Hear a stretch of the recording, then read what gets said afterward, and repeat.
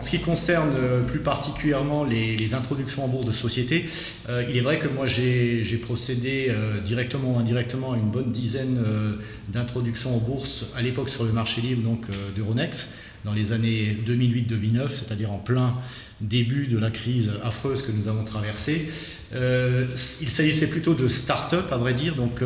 des chefs d'entreprise relativement jeunes, des ingénieurs qui sont venus me voir suite à une vidéo qu'ils avaient vue sur internet où j'expliquais le process pour les startups, comment trouver de l'argent, comment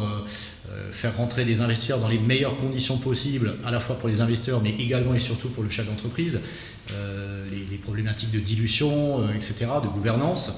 Et en n'oubliant jamais qu'une introduction en bourse n'est pas forcément une opération de levée de fonds, c'est avant tout une opération de notoriété. Donc ça c'est aussi quelque chose que j'expliquais. Et puis les règles de gouvernance et apprendre à tous ces ingénieurs qu'il ne suffit pas d'avoir un produit ou une idée, il faut également avoir des gens autour de soi, à la fois pour les parties formelles réglementaires, mais également pour faire toutes les tâches au quotidien qu'on ne peut pas faire quand on est un inventeur. Un inventeur, il est là pour inventer, pour éventuellement chercher des clients, mais il ne peut pas tout faire. Donc, ce qui guette le plus, les plus grands dangers qui guettent en fait ces jeunes créateurs d'entreprises, c'est la solitude, c'est le fait qu'ils vont devoir du jour au lendemain être compétents sur des domaines très variés et ils ne sont pas faits pour ça. Donc, il faut leur apprendre souvent un petit peu l'humilité.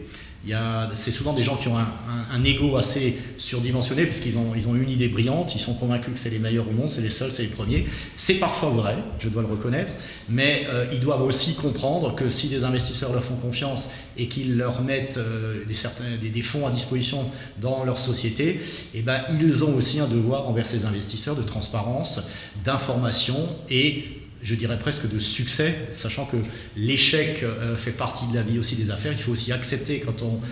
met de l'argent dans des startups que peut-être 7 ou 8 sur 10 risquent de ne pas aller au bout. Ce qu'il faut espérer en revanche, c'est que les 2 qui restent seront très prometteuses et finiront finalement par faire réaliser une belle plus-value. Donc voilà un petit peu un métier annexe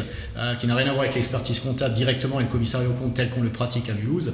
Et c'est une activité que j'avais mis un petit peu entre parenthèses avec la crise, mais qui aujourd'hui, et assez paradoxalement, lorsque la bourse est chahutée, c'est peut-être le meilleur moment pour faire des opérations dans le capital risque.